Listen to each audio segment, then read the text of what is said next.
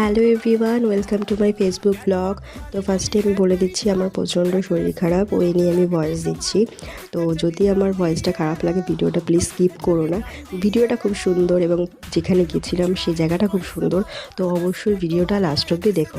তো আজকে আমি চলে গিয়েছিলাম হচ্ছে সরস্বতী পুজোর মেলাতে।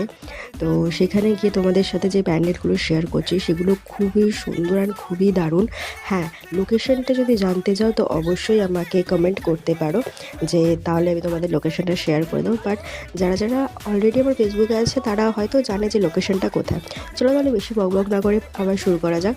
তো কিউট কিউট সরস্বতী ঠাকুর আমি আজকে দেখে নিয়েছি এবং কিউট একটা শিব ঠাকুর আজকে দেখে নিয়েছি, যেটা তোমাদের সাথে আমি শেয়ার করে দিচ্ছি।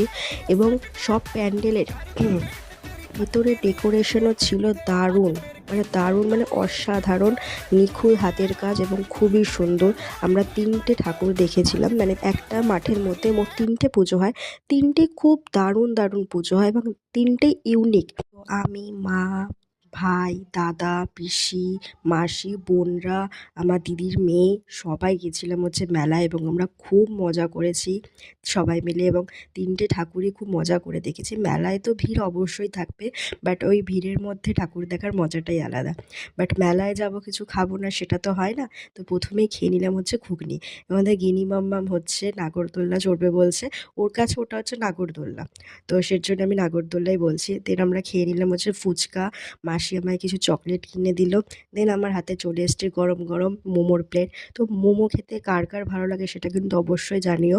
আমার কিন্তু খুব ভালো লাগে মোমো খেতে। দেন আমি, আমার দাদা সবাই মিলে বলছে চ ডিস্কো চড়ি ডিস্কো চড়ি। হ্যাঁ, কে কে ডিস্কো চড়তে ভয় পাও না আর কে কে ভয় পাও সেটাও কিন্তু অবশ্যই জানিও। আমার কিন্তু দারুণ লাগে, একটু একটু ভয় করে বাট দারুণ লাগে ডিস্কো চড়তে। আমি, আমার দাদা, দিদি আর আমার বোন আমরা 4জন মিলে চলে গেছিলাম ডিস্কো চড়তে। বাট ডিস্কো দেখছি প্রথমে উঠতেই পারছি না, মানে আমার মানে এতটাই ভয় লাগছিলো, বাট তারপরে উঠেছি। আর এই যে মানে আমার এতটাই ভয় লাগছিলো তার মধ্যে ভিডিও করতে পেরেছি, এটাই হচ্ছে অনেক।